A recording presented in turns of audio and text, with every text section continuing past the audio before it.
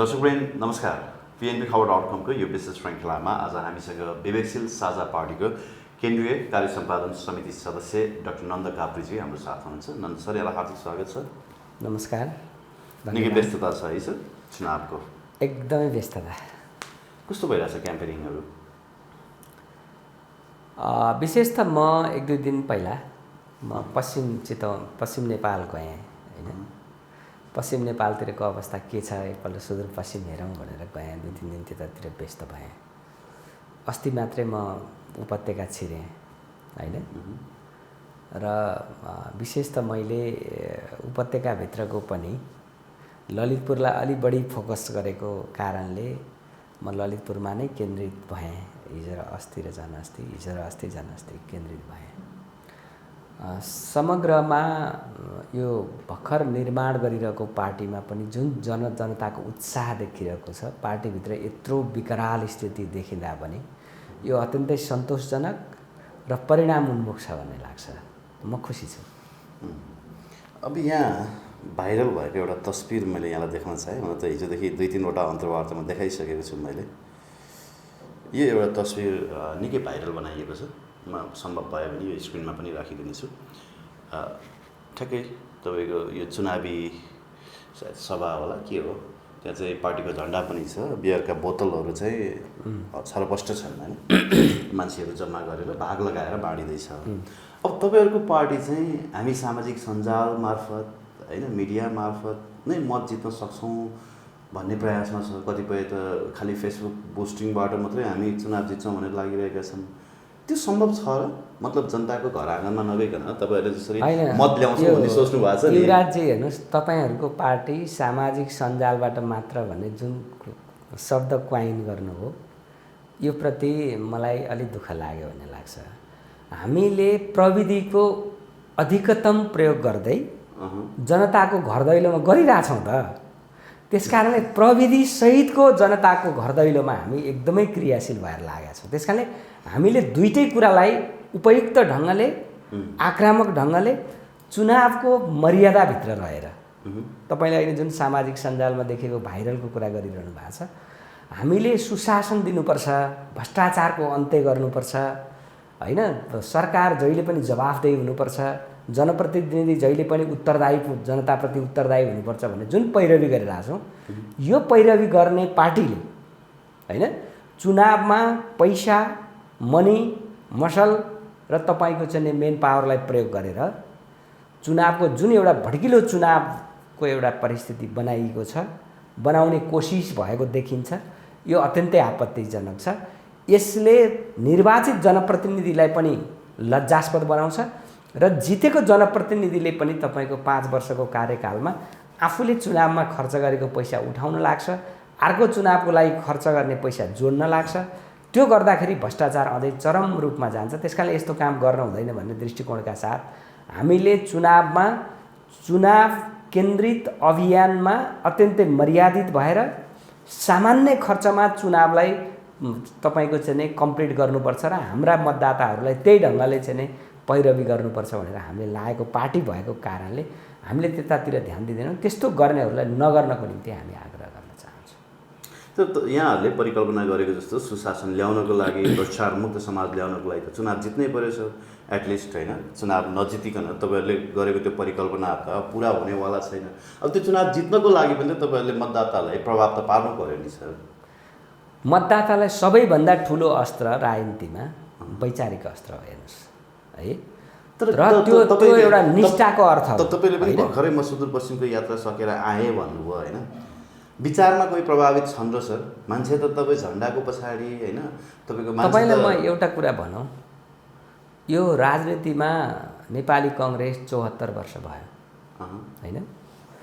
Nepal communist party भनौँ अथवा एमाले भनौँ, जे भनौँ, तत्कालीन समयमा कम्युनिस्ट पार्टी अहिले झन्डै 72 वर्ष भयो होइन। हामी भर्खर 5 वर्ष भयो होइन। यो राजनीति निरन्तरताको लामो यात्रा हो होइन।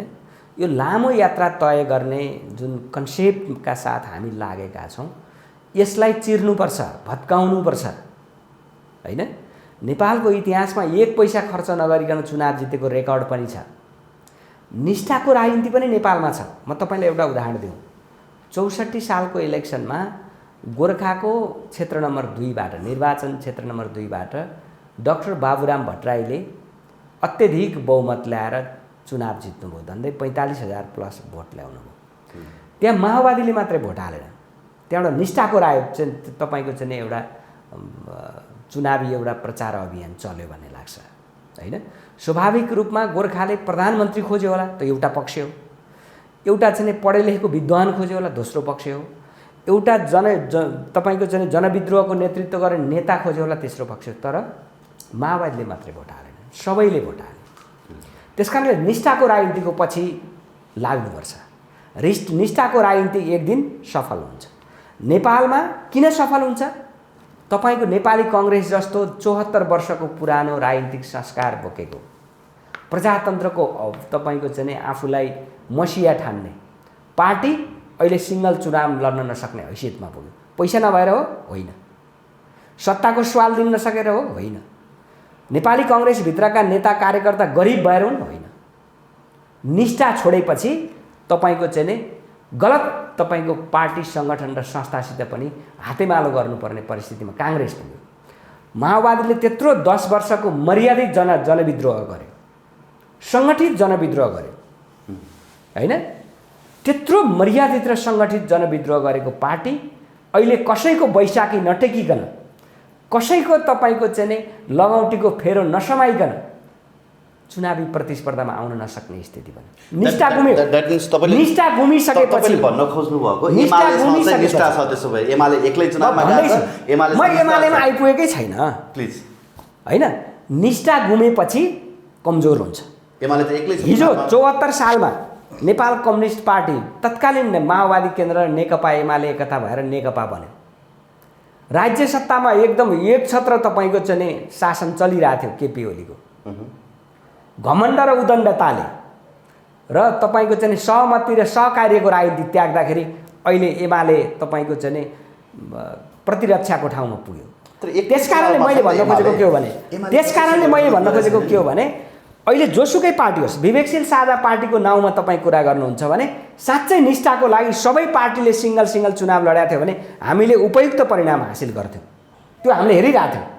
तर यहाँ त पैसा मसल तपाईँको चाहिँ मेन पावरको तपाईँको चाहिँ दुहाई दिएर अहिले तपाईँको चाहिँ सारा मतदाताहरूलाई प्रभावमा दबावमा पारेर मत आफ्नो पक्षमा लानको लागि जुन प्रयास भइरहेछ, यो नेपालको राजनीतिमा अत्यन्तै घिनलाग्दो, भर्सनायोग्य, निन्दनीय तपाईँको चाहिँ एउटा चुनावी प्रचार अभियान भइरहेछ। यसलाई चिर्नुपर्छ। समय लाग्छ। हामी निरन्तर रूपमा बौद्धिक जमातहरूसँग पनि छलफल गरिरहेका छौँ होइन। निष्ठाको राजनीतिको लागि एउटा नयाँ मार्ग बनाएर जानुपर्छ। बौद्धिक जमातका जो साहित्यकार हुन्छन्, तपाईँको डक्टर होला नि, इन्जिनियर होला नि, प्रोफेसर होला, यिनीहरू सबैले एकपल्ट नेपालमा साँच्चै निष्ठाको राजनीतिको मार्ग तयार गर्नको लागि एकपल्ट बहस र सपोर्टको एउटा वातावरण बनाऊ भनेर हामी छलफलमा केन्द्रित भइरहेका छौँ। तर यति बेला त्यो सबै सम्भव नहुन सक्छ। तर समय लाग्छ। यो निष्ठाको राजनीति नेपालमा अब बिस्तारै सुरु गर्ने ठाउँमा पुग्यो। यो अन्तिम तपाईँको चाहिँ तपाईँको यो अहिले अस्त्र प्रयोग गरिरहेछन् चुनावी तालमेलको नाउँमा। जुन अस्त्र प्रयोग भइरहेछ, निष्ठाको राजनीति सकाएर निष्ठाको राजनीतिमा अडिन नसक्दा खालि मसल मनी र तपाईँको मेन पावरको भरमा जनतालाई दबाव र प्रभावमा पारेर गरिने चुनावको यो अन्तिम अस्त्र हो। अब यो अस्त्र अन्त्य हुन्छ। त्यसपछि तपाईँको एउटा मर्यादित राजनीतिक संस्कारको सुरुवात हुँदा हेर्नुहोला, विवेकशील साझा पार्टीले लिएको राजनीतिक कार्यदिशाबाट यो मुलुकको गाइडलाइन हुनेवाला छ। हामी त्यो पर्खाइमा छौँ र त्यो परिस्थिति बिस्तारै बन्दैछ भन्ने लाग्छ।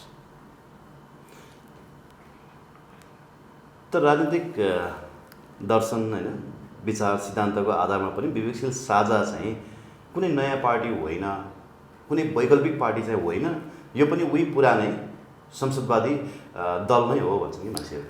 यो यस्तो हो, हेर्नुहोस्, कुनै पनि नयाँ कुरा जन्म हुँदै रहँदाखेरि एकपल्ट मजाको विग्रह आउँछ है।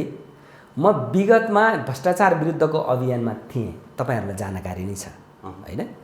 त्यो अभियानमा एउटा मुख्य पात्रको रूपमा होइन अभियानको तपाईँको चाहिँ कन्सेप्ट डिजाइन गर्ने पात्रको रूपमा मैले आफूले भूमिका खेलेको थिएँ। तर जब अभियान सशक्त बन्दै जाँदाखेरि सुरुका समयमा केही साथीहरूलाई चौट्याउने कोसिस भयो। त्यो दरबारले खेल्यो भन्ने लाग्छ होइन, अथवा दरबारप्रति ती साथीहरू आकर्षित भयो भन्ने लाग्छ, अथवा तपाईँको चाहिँ यो मुलुकमा व्यवस्था परिवर्तन नगरिकन अथवा यो 62-63 को आन्दोलन मार्फत प्राप्त भएको उपलब्धिलाई नफ्यालिकन अब मुलुकले नयाँ कार्यदिशा लिन सक्दैन, समृद्धि हासिल गर्न सक्दैन, जुन एउटा सोच एउटा केही साथीहरूलाई आयो र उहाँहरू चोइटिनु भयो। पछिल्लो फेजमा फेरि अर्को समूह चोइटेर राप्रपातिर पनि गए। त मैले यो भन्न खोजेको के हो भने मैले भन्न खोजेको कुरा के हो भने सुरुको समयमा तपाईको चाहिँ दबाव प्रभावमा पारेर आग्रहमा पारेर अनेक प्रलोभनमा पारेर केही मान्छेहरूलाई प्रभावित पार्ने कोसिस हुन्छ। विवेकशील साझामा भए पनि त्यही।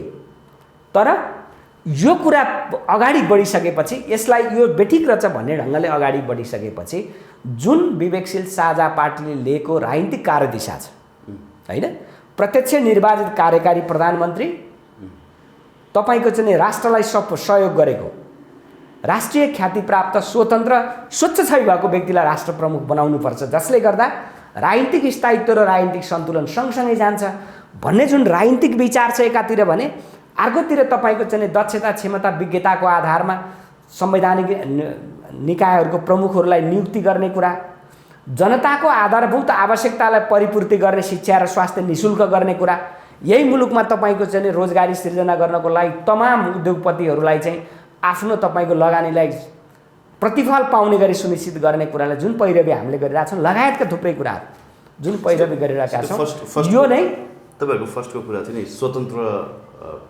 राष्ट्रपतिको कुरा हैन, प्रत्यक्ष निर्वाचित हो कि के हो त्यो चाहिँ संसदबाट निर्वाचित तर गैर दलीय। So what's the difference? फरक हुन्छ, के फरक हुन्छ? त्यो फरक हुन्छ। त्यो के हो भने राख्ने हो सर, जो राखे पनि के फरक पर्छ? हो, तपाईले एकदमै सही कुरा गर्नुभयो। यो फरक किन, यो कन्सेप्ट किन आवश्यक छ, यो तीनटा कुरामा हामीले डायलग गर्नुपर्छ भन्ने लाग्छ। अहिले केही राष्ट्रवादी आफूलाई दावा गर्ने शक्तिहरूले नेपालमा राष्ट्रिय एकताको प्रतीकको रूपमा राष्ट्र संस्था पुनर्स्थापना हुनुपर्छ भन्ने एउटा बहस गरिरहेछ।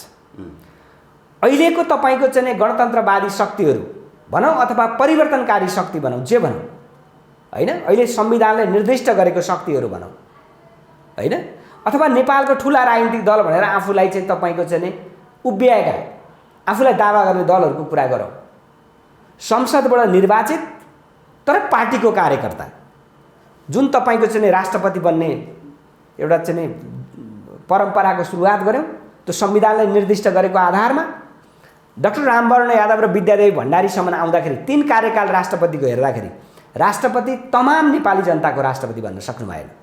रामवरण यादव काङ्ग्रेसको राष्ट्रपति बन्नुभयो, विद्यादेवी भण्डारी तपाईँको चाहिँ नेकपा एमालेको भित्र पनि केपी ओलीको मात्र राष्ट्रपति बन्नुभयो। त्यसकारणले पार्टीको कार्यकर्ता राष्ट्रपति बनाउने कुराले ऊ राष्ट्रपति भन्दा पनि पार्टीप्रति वफादारी हुने एउटा स्थिति बन्यो। त्यसकारणले हामीले भनेको के हो, राष्ट्रिय ख्याति प्राप्त किन भनिरहेको छ? त्यो एब्सोल्युट पावर नभएको हो हैन, खोपीमा सजाउने मात्रै राष्ट्रपति जुनसुकै दलको होस् कि कुनै एउटा गुटको होस् कि के फरक पर्छ र? राष्ट्रपतिको भूमिका नेपालमा छैन। 2 बजे लगे पनि साइन गरिदिने हो। राष्ट्रपतिको भूमिका नेपालमा छँदै छैन र? के छ र? संविधानले एकपटक मन्त्री परिषदले पास गरेर पठाएको जुनसुकै चिज भए पनि राष्ट्रपतिलाई पुनरावलोकन गर्ने इच्छा भयो भने राष्ट्रपतिले रोक्न सक्ने अवस्था छ। त्यो संविधानमा ग्यारेन्टी गरिएको छ। तपाईलाई जानकारी गराउँ, कमरेड प्रचण्ड प्रधानमन्त्री भएको बेलामा रुखमाङ्गद कटुवाललाई बर्खास्त गरेर तपाईको समथिङ खड्का हैन लाई तपाईँ कायम मुकाम राष्ट्र प्रधान सेनापति बनाइयो। राजनीतिक दलीय सहमतिको आधारमा तपाईको चाहिँ राष्ट्रपति डाक्टर रामवरण यादवलाई बाँकी रहेका राजनीतिक दलहरूको आग्रहमा चाहिँ निवेदन गरिसकेपछि राष्ट्रपतिले के गर्नुभयो, प्रधान सेनापतिलाई तपाईको चाहिँ काममा फर्किनको लागि वातावरण बनाइदिनु। राष्ट्रपतिको भूमिका हुँदैन। राष्ट्रको लागि राष्ट्रपतिको भूमिका हुन्छ, राष्ट्रको संरक्षकत्वको भूमिका राष्ट्रपतिलाई हुन्छ। त्यो विशेष परिस्थितिमा मात्रै। सामान्य अवस्थामा तपाईँले भनेको चाहिँ मन्त्री परिषदले जे निर्णय गरे पनि 12 बजे राति लए पनि 2 बजे राति लए पनि हस्ताक्षर गर्ने त भन्ने कुरा जुन तपाईँको छ त्यो विषम परिस्थिति भन्दा बाहेक यदि संसद विघटन गर्ने क्रममा दुई पटक संसद विघटन गर्ने क्रममा केपी ओली प्रधानमन्त्री नभएर अरू थर्ड पार्टीको कोही मान्छे प्रधानमन्त्री हुन्थ्यो भने यिनै राष्ट्रपतिले पनि पटक पटक तपाईँको पुनरावलोकनको लागि सरकारलाई आग्रह गर्ने स्थिति सामान चाहिँ उही तर अलिकति जलप मात्रै नयाँ लाएर कन्सेप्ट ल्याउनु जे होस् त्यसलाई एउटा बहसमा नयाँ खाले एउटा बहसमा नयाँ जलप लाएर तपाईले नयाँ विचार ल्याउनु। तर केपी ओलीको मात्रै तपाईँको चाहिँ राष्ट्रपति जस्तो भएको कारणले सचिवालयको सदस्य जस्तो अझै भन्ने हो हैन, केपी ओली प्रधानमन्त्री भएला प्रधानमन्त्रीको सचिवालयको सदस्य जस्तो एउटा कारिन्दा जस्तो भएर राष्ट्रपतिको गरिमाको तपाईँको उचाइमा रहनै नसक्ने एउटा कारिन्दा जस्तो भएर जुन अभिगत देखा पर्यो, यसले चाहिँ पार्टीको कार्यकर्ताले राष्ट्रपतिको गरिमालाई थेक्न सक्दो रहेछ हैन भन्ने कुरा प्रमाणित भयो।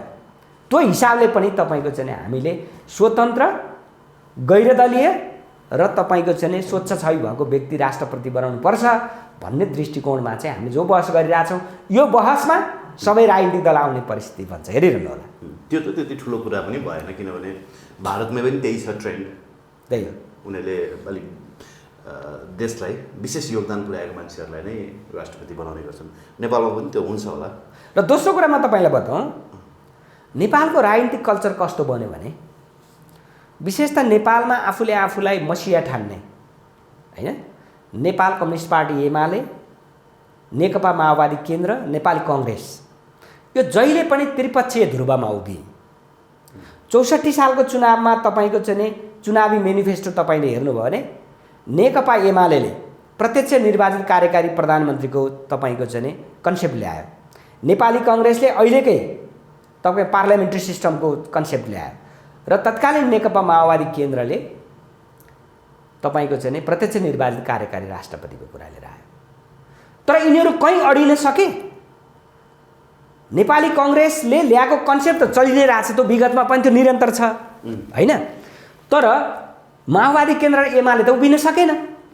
हामीले वैचारिक रूपमा राष्ट्रलाई फाइदा हुने जे एजेन्डा हो त्यसलाई निरन्तर रूपमा अगाडि बढाउनुपर्छ। त्यो चाहिँ खालि तपाईँको चाहिँ चुनावको भोट ल्याउने एउटा माध्यमको रूपमा मात्रै प्रयोग गर्नु हुँदैन। त्यसकारण त्यो आवश्यकता छ भन्ने दृष्टिकोणबाट हामीले के भन्यौँ, नेपालमा राजनीतिक स्थायित्वको लागि प्रत्यक्ष निर्वाचित कार्यकारी चाहिन्छ। त्यसमा हामीले तपाईँको चाहिँ राष्ट्रपति चाहिँ यो व्यवस्था गर्नुपर्छ। किन भन्यौँ भन्दा नेपालको राजनीतिमा सन्तुलन पनि मिलाउनुपर्छ, खालि तपाईँको स्थायित्वले मात्रै हुँदैन। त्यो हिसाबले हामीले प्रत्यक्ष निर्वाचित कार्यकारी प्रधानमन्त्रीको कुरा गऱ्यौँ। मलाई लाग्छ 64 सालको एमाले त्यही मेनिफेस्टोमा टेक्यो भने अहिले पनि एमाले अब आउने इलेक्सनमा त्यो प्रस्ताव ल्याउन सक्छ। त्यो हिसाबले पनि तपाईँको चाहिँ राजनीतिक कार्यदिशा सही छ, यो कार्यदिशामा जानै पर्छ। यो किन मैले भनिरहेको छु भने 47 सालको आन्दोलनपछि अन्तरिम प्रधानमन्त्री कृष्णप्रसाद भट्टराई हुनुभयो। आजका दिनमा नेपालको प्रधानमन्त्री शेरबहादुर देउवा हुन्छ। गर्नुहोस् त 30-31 वर्ष भयो, 34औं प्रधानमन्त्री हुन् अहिलेको तपाईँको चाहिँ शेरबहादुर देउवा। 6-8 महिनाको प्रधानमन्त्रीले नेपालको समृद्धि हासिल गर्न सक्छ? एउटा प्रधानमन्त्री आउँछ, एउटा योजना लिएर आउँछ, अर्को प्रधानमन्त्री आउँछ, त्यो योजना चटक्क बिर्सन्छ, अर्को योजना लिएर आउँछ। यसरी नेपाल बन्छ।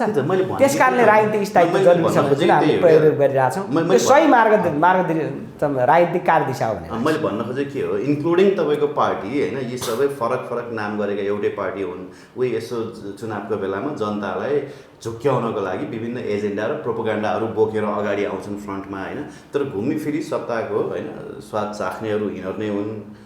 तपाईँले भने जस्तो 46 सालदेखि घुमिफिरी यिनै प्रधानमन्त्री भएका छन् होइन, यिनै व्यक्तिहरू न हुन्। खास विशेष फरक पार्टी अथवा भनौँ वैकल्पिक पार्टी चाहिँ होइन रहेछ भन्न खोजेँ होइन। तपाईँको वैकल्पिक भनेको नयाँ विचार, नयाँ कार्यदिशा, नयाँ चिन्तन, नयाँ दृष्टिकोणका साथ जाने भने हो होइन। नेपाललाई तपाईँको चाहिँ जनतालाई सर्भिस डेलिभरी गराउँदाखेरि होइन डिजिटलाइज सिस्टमबाट जति सम्भव हुन्छ त्यसरी जाने भने हो। घर घरमा तपाईँको नागरिकहरूले तपाईँको चाहिँ आफ्नो सर्भिस डेलिभरीको स्वाद चाख्ने वातावरण बनाउनुपर्छ भने हो। त्यो सम्भव छ, यो सम्भावनालाई तपाईँको चाहिँ परम्परागत राजनीतिक दृष्टिकोणले सम्भव छैन, किनभने उनीहरू भ्रष्टाचार अनियमितता व्यतिथिको दलदलमा फसे एकातिर भने अर्कोतिर आफूलाई मसिया ठान्ने दलहरू तपाईँको चाहिँ गुन्डाहरूको र तपाईँको तस्करहरूको घेरामा तपाईँको चाहिँ बाँधिएका छन्। यिनीहरू तस्कर गुन्डा र तपाईँको बिचौलियाको घेराबाट बाहिर निस्किन्छन् अवस्थै छैन, किनभने चुनावमा अथाह पैसा जुन खर्च गरिरहेका छन् तपाईँले भन्नु त्यो पैसा कहाँ हुन्छ? तिनैले दिन्छन् अनि यिनीहरूलाई सञ्चालन गर्छ कसले गर्छ? तिनैले गर्छन् अनि मुलुक बन्छ। त्यो हिसाबले पनि जुन हामीले एउटा कार्यदिशा तय गरेका छौँ, अहिले हामीले वैकल्पिक राजनीतिको कार्यदिशा किन भनिरहेछौँ भन्दाखेरि भने नेपाललाई विकसित र तपाईँको चाहिँ सुसज्जित तपाईँको चाहिँ डिजिटलाइज सिस्टमबाट साँच्चै अगाडि बढाउने हो भने एउटा वैकल्पिक मार्गबाट नयाँ कार्यदिशाबाटै जानुपर्छ भन्ने जुन दृष्टिकोण हो, यो दृष्टिकोण सफल हुन्छ, सफल हुने दिशामा गइरहेछ। तपाईँले हेर्नुहोला, हामी 30 गते अथवा चाहिँ 79 सालमा जुन 2टा इलेक्सन पार गर्छौँ, त्यसपछि आउने इलेक्सनको बिचको पिरियड छ नि, यो एउटा चरम राजनीतिक बहसको एउटा आधार बन्न सक्छ, बन्छ र एउटा नयाँ राजनीतिक कार्यदिशालाई यसले जनताको एउटा चाहिँ जनमतले एउटा समातेर जाने स्थिति बन्छ र यो पुरानो चिन्तनहरूको तपाईँको चाहिँ अवसान हुने, नयाँ विचारसहितको कार्यदिशासहितको एउटा राजनीतिक दलहरूको पुनर्जागरण हुने एउटा स्थिति बन्छ र नेपालले सही मार्ग लिन्छ त्यति बेला भन्ने लाग्छ। अब अलिकति अर्को प्रसङ्गको कुरा गर्दाखेरि अस्ति गठबन्धनको चुनावी सभा भरतपुरमा आयोजना भएको थियो। त्यो सभामा प्रचण्डले के भन्नुभयो भने हँसिया हथौडामा भोट हालिएन भने देश दुर्घटनामा जान्छ भनेर बोल्नु भएको थियो। के देश दुर्घटनातर्फ जान लाग्यो? त्यो दुर्घटना उन्मुख छौँ हामी? त्यो प्रचण्डको आवेगात्मक अभिव्यक्ति हो होइन। मान्छे अन्तिम अवस्थामा अब अन्तिम सास फेर्ने बेला पनि खुट्टा तन्काएर मर्छ भन्छ नि, प्रचण्डको लागि यो अन्तिम अस्त्र हो। त्यो अस्त्र छोरीलाई चुनाव जिताउने अस्त्र, त्यो अस्त्र नेकपा तपाईँको यस एकीकृत समाजवादी र काङ्ग्रेसलाई आफ्नो कठपुतली बनाउन सकिन्छ कि सकिँदैन भन्ने अस्त्र, त्यो अस्त्रको रूपमा आवेगात्मक तपाईँको जुन उहाँको जुन एउटा चाहिँ भनाइ आयो त्यो अत्यन्तै तपाईँको चाहिँ दुःखद होइन। लोकतान्त्रिक चरित्रको मर्यादा विपरीत होइन। यो मैले किन भनेको भने लोकतन्त्रमा आवधिक इलेक्सन हुन्छ, आवधिक इलेक्सनलाई मर्यादित जवाफदेही यदि बनाउने हो भने जनताले जसलाई छान्छन् त्यसैले तपाईँको चाहिँ एक कार्यकाल शासन गर्ने। प्रचण्डकै छोरीलाई जिताउनुपर्छ भन्ने केही छ र? छैन नि त। त्यसकारणले उहाँको त्यो आवेगात्मक अन्तिम अवस्थामा जस्तै मैले अघि नै भने मर्ने बेला पनि खुट्टा तानेर मर्छ भन्छ नि, हो त्यही एउटा चाहिँ अस्त्र त्यो सङ्केतको रूपमा मात्रै मैले बुझ्छु। यसको विषयमा म धेरै टिप्पणी गर्न चाहन्न। फेरि उहाँमा त्यही आवेगात्मक चरित्रले नै बनेको पार्टी होइन, त्यो पहिलाको धङधङ्गी बाँकी रहेको पनि होला भन्ने लाग्छ। म यति मात्रै टिप्पणी गरौँ। कतिपयले त यसलाई भोटर्सलाई धम्क्याएको भन्ने हिसाबले पनि लिए होइन। धम्कीले भोट तान्न खोजेर हुन्छ र अथवा भोट मागेर हुन्छ? त्यहाँ दुईवटा कुरा भन्नुभयो उहाँले, म तपाईँलाई अझै सम्झाउँ। एउटा कुरा नेपाली कङ्ग्रेसका साथीहरू र विगतको 46-47 सालको आन्दोलन र 62-63 को आन्दोलनमा साँच्चै कम्युनिस्टहरू र कङ्ग्रेसहरूको बिचमा एक खाले संयुक्त सहमतिबाट अगाडि बढेको हो कि होइन र अहिले आवश्यक छ छैन भन्ने हिसाबले उहाँले चाहिँ यदि हँसिया हथौडामा भोट हालिएन र भरतपुर नगरपालिकाको मेयरको टिमलाई जिताइएन भने देश दुर्घटनामा पर्छ भन्ने एउटा कुरा गर्नुभयो भने, अर्को कुरा के गर्नुभयो भने सत्ता गठबन्धनले जे पनि गर्न सक्छ भन्ने कुरा गर्नुभएको छ। त्यहाँ एउटा शब्द क्वाइन गर्नुभएको छ। यसको मतलब के हो भने हामी चुनावमा अधिकतम धाँधली गरेर पनि जिताउँछौँ भन्न खोजे हो। तर 64 सालको काङ्ग्रेस, 70 सालको काङ्ग्रेस र आजको काङ्ग्रेस होइन लाई हेर्ने हो भने 64 सालमा गिरिजाबाबुले के भन्नुभएको थियो भने काङ्ग्रेस हार्न सक्छ तर लोकतन्त्र जित्नुपर्छ, काङ्ग्रेस हार्न सक्छ तर लोकतन्त्र जित्नुपर्छ भनेर जुन चुनावमा काङ्ग्रेस होमियो, गिरिजाबाबुकै शब्द हो, जसले काङ्ग्रेसलाई कमजोर बनायो तर लोकतन्त्रलाई जितायो। त्यो साख अहिले पनि काङ्ग्रेसले बहस गरिरहन्छ। यति बेला तपाईँ शेरबहादुर देउवालाई एउटा चुनौती छ। रेणुदाहालले चुनाव हार्छिन् अथवा जित्ने हामीलाई मतलब छैन, तर नेपालको लोकतन्त्र जोगिनुपर्छ। राजनीतिक संस्कार जोगिनुपर्छ भन्ने दृष्टिकोणबाट शेरबहादुर देउवा सिङ्गो काङ्ग्रेस लाग्यो भने रेणु दाहालले चुनाव हार्छिन्। यसमा प्रचण्डको धम्कीले मतदाता तपाईँको चाहिँ धम्कीको प्रभावमा पर्दैनन् भन्ने लाग्छ। अन्यथा हो भने त सत्ताले के गर्छ, म तपाईँलाई एउटा नजिर बताउँ। 36 सालको जनमत सङ्ग्रहमा होइन 75 जिल्लामा 74 जिल्लाको मतगणना निर्दलको पक्षमा पर्यो। एउटा त्यस्तो जिल्ला हो, सिराहा जिल्ला जस्तो लाग्छ मलाई, सिराहा हो या सप्तरी हो मलाई ठ्याक्कै हो भएन, सिराहा जस्तो लाग्छ। सिराहा जिल्लामा चाहिँ तपाईँको निर्दलको पक्षमा मत परेन, बहुदलको पक्षमा मत पर्यो।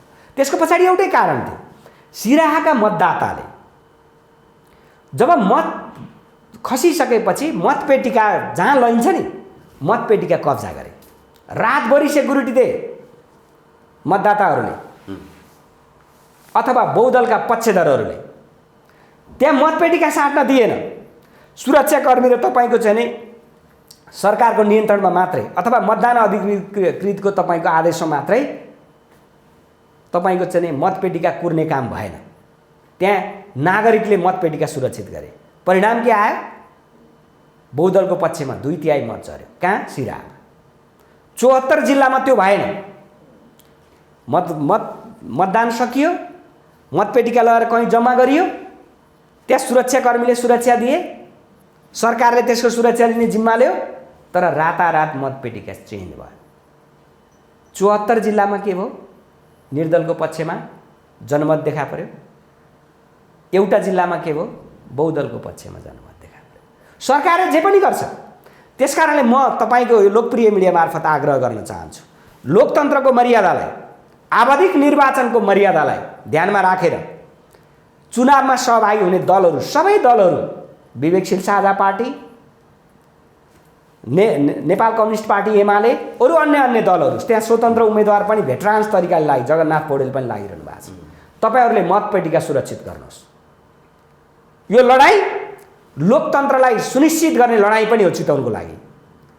यो लडाइँमा साँच्चै तपाईँको चाहिँ प्रचण्डले भनेकै चाहिँ सत्ता गठबन्धनले जे पनि गर्न सक्छ भन्ने कुरालाई परास्त गर्न सकिएन भने ठिक छ, मतदाताले रेणु दाहाललाई मतदान गरेर जिताउनुहुन्छ, त्यो स्वाभाविक कुरा हो, त्यो ठिकै छ, त्यसलाई अन्यथा रूपमा लिनु पर्दैन। तर मतपेटिका असुरक्षित भएका कारणले आशंकाको बीचबाट सरकारले चुनाव जिताउने अभिप्रायका साथ गतिविधिलाई रोक्न सकियो भने लोकतन्त्रको संरक्षण हुन्छ, जगेर्ना हुन्छ।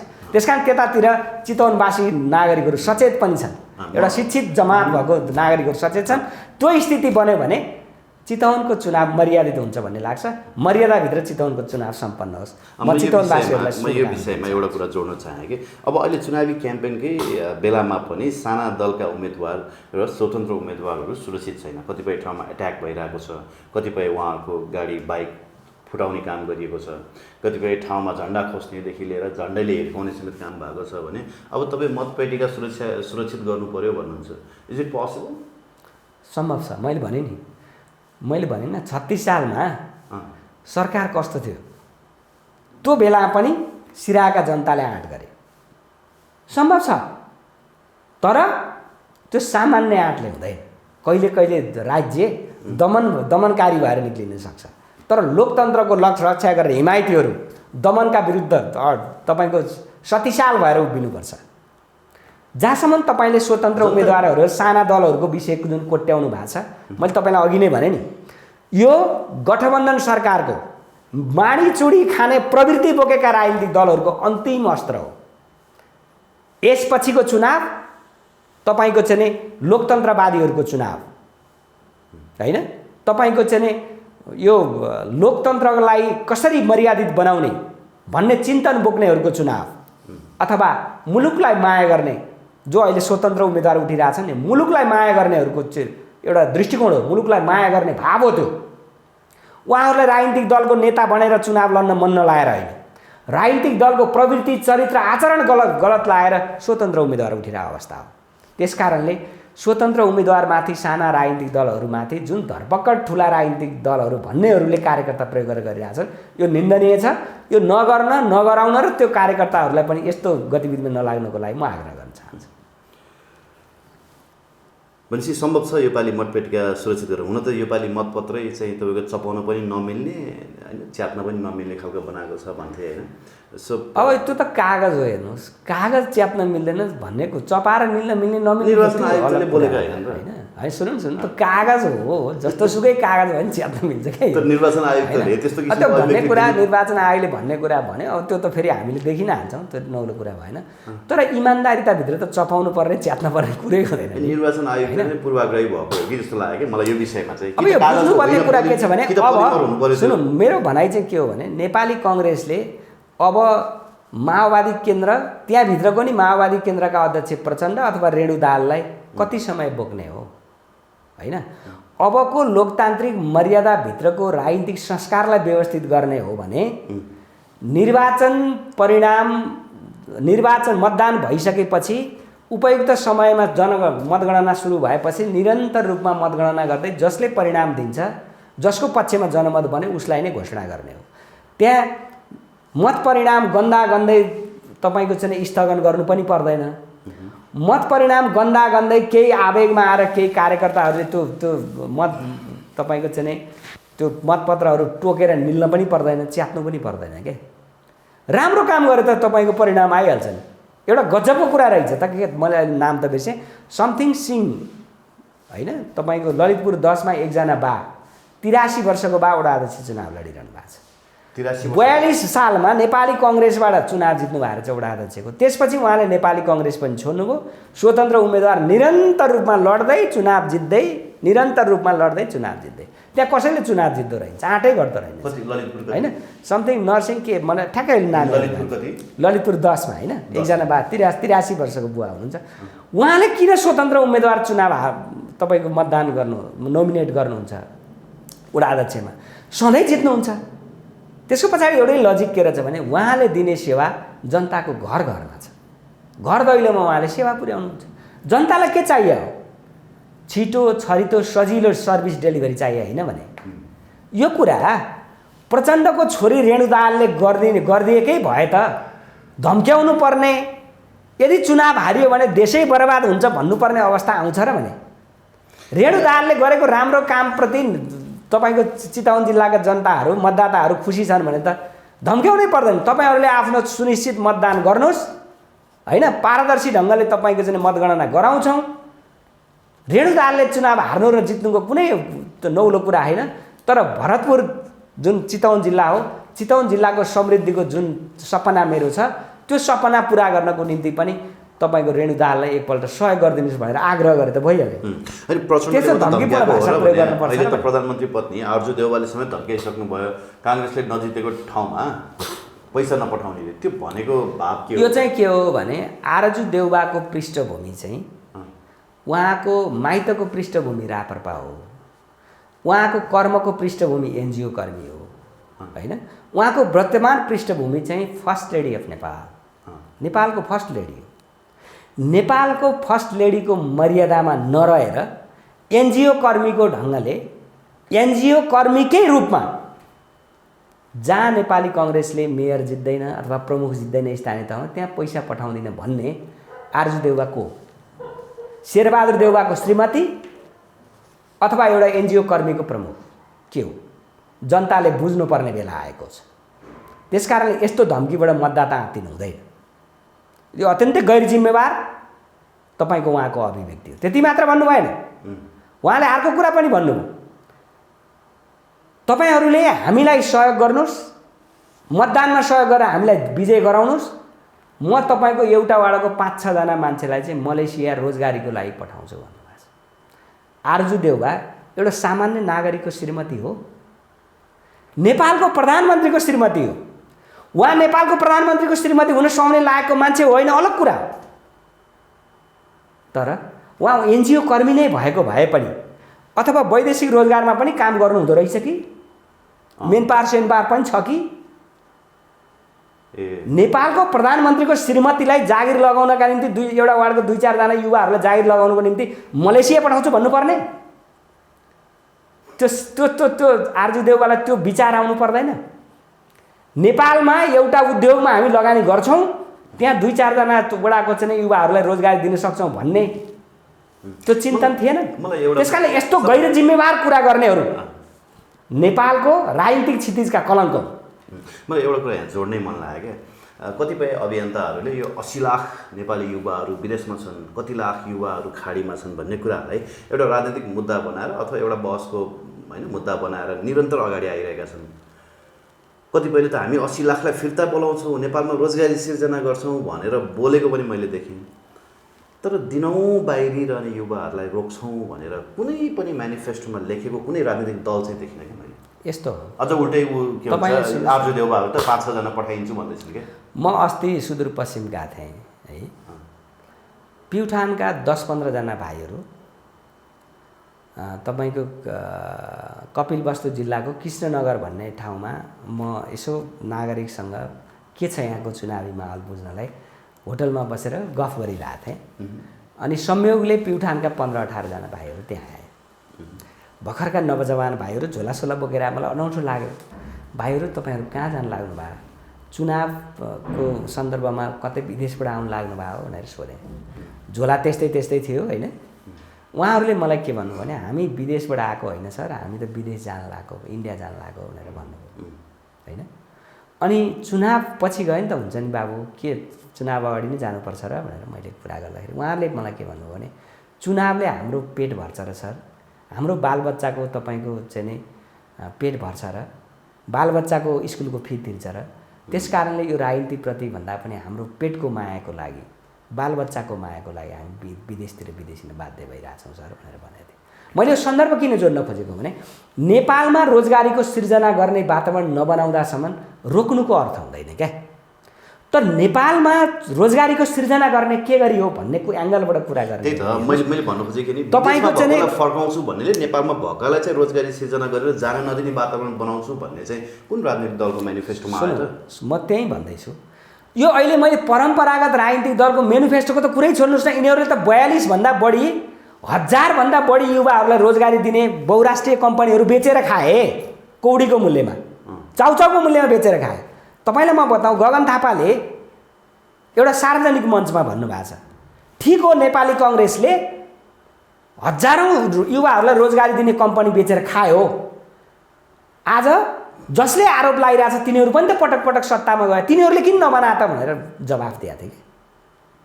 यसको मतलब के हो भने हामीले बेचेर खायौँ, अरू पनि पाएछौँ भने बेचेर खान्छन्, बनाउँदा चाहिँ रहन्छन् है भनेर अभिव्यक्ति दिने गगन थापा जतिको पढे लेखेको मान्छे हिजो आजको जतिको पनि तपाईँको चाहिँ आर्थिक स्रोत थिएन नेपालमा। जति बेला 42+ हजारौँ तपाईँको चाहिँ युवाहरूले रोजगार पाउने, यहीँ तपाईँको चाहिँ काठमाडौँको तपाईँको चाहिँ बाँसबारीको छाला जुत्ता कारखाना किन नहोस् होइन, तपाईँको विराटनगरको जुट मिल किन नहोस्, हेटौँडाको कपडा उद्योग किन नहोस्, हरिसिद्धिको तपाईँको इँटा उद्योग किन, लगायत लगायत त्यत्रा ठुला उद्योगहरू यिनीहरूले कौडीको मूल्यमा बेचेर खाए। हिजो स्रोत थिएन, निर्माण भएको थियो, आज त्यसको स्रोत झन्डै 100 गुणा बढी स्रोत छ। अहिले नेपालको स्रोतको कुरा गर्नु छ, बनाउन सकिँदैन, इच्छा शक्ति भए सम्भावना छैन।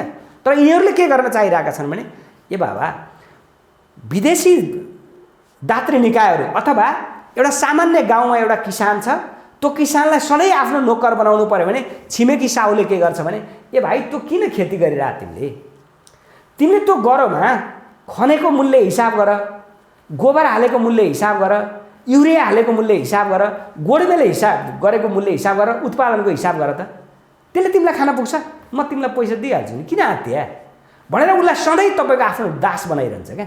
अहिले विदेशी दात्री निकायहरूले त्यही दास नेपाललाई बनाइरह। हामी दासताबाट माथि उठ्न सक्छौँ कि सक्दैनौँ?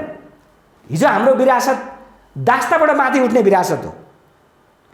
दक्षिण कोरियामा तपाईँको भोकमरी लाग्दाखेरि 10,000 क्विन्टल सरी बोरा गहुँ पठाउने देश हो क्या।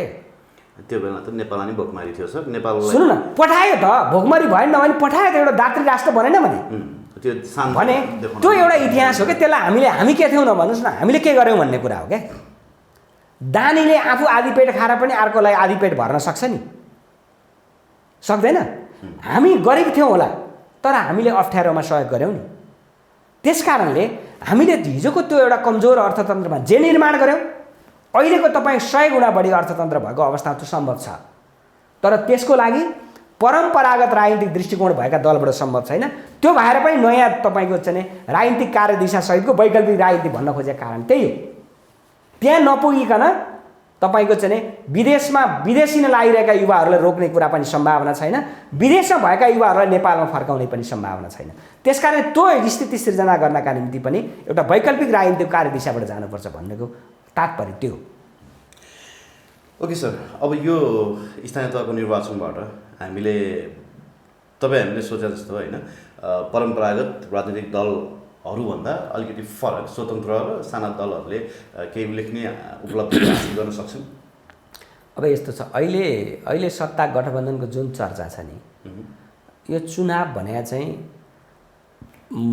मनी मसल र मेन पावर होइन, पैसा कोसित छ, सत्तासित छ। स्वाभाविक रूपमा पैसाको बलमा सत्ताले के गर्छ, मेन पावर पनि प्रयोग गर्छ होइन। स्वाभाविक रूपमा सत्तासित पैसा भएपछि के हुन्छ, मसलवाला होइन पनि प्रयोग हुन सक्छ। यो नभएको थियो भने परिस्थिति अर्को ढङ्गले जान्थ्यो। अर्को ढङ्गले परिस्थिति जानै भयो भनेर यिनीहरूले बाँडीचुँडी खाने संरचनाको विकास गर्न खोजे हो। यो नेपालको लोकतान्त्रिक अभ्यासको होइन, नेपालको लोकतान्त्रिक प्रणालीभित्रको आवधिक चुनावको जुन अभ्यासको कलङ्क भएर जुन देखा परिरहेछ, यो चुनावमा जस्तो परिणाम आए पनि भावी दिनमा नेपाली मतदाताहरूले यो गलत प्रवृत्ति रहेछ भनेर बुझ्नेछन् र त्यसलाई चाहिँ तपाईँको चाहिँ तिरस्कार गरेर नयाँ सिराबाट एउटा मतदाताहरूको एउटा चाहिँ दृष्टिकोण भावना अगाडि जागृत हुनेछ र परिणाम आउँदो चुनावमा एउटा नयाँ ढङ्गले आउँछ भन्ने आकलन गर्न सकिन्छ। हस् नन्द सर, धन्यवाद महत्त्वपूर्ण संवादको लागि। धन्यवाद युवराजी। तपाईँले आज विशेष त पछिल्लो राजनीतिक घटनाक्रमको दौरानमा प्रचण्डजी, आर्जु राणाजीको अभिव्यक्ति र अहिलेको वर्तमान स्थानीय निर्वाचनको विषयमा विवेकशील साझा पार्टीको तर्फबाट आफ्नो भावना जुन राख्ने मौका प्रदान गर्नुभयो, तपाईँ पिएनपी मिडिया परिवारप्रति हार्दिक कृतज्ञता व्यक्त गर्न चाहन्छु। आम नेपाली जनताहरूलाई जुन धैर्यताका साथ आफ्नो कुरा सुन्नुभएको छ, सुनिराख्नु भएको छ र उपयुक्त सुझावको लागि अपेक्षासहित धन्यवाद व्यक्त गर्न चाहन्छु। धन्यवाद, नमस्कार।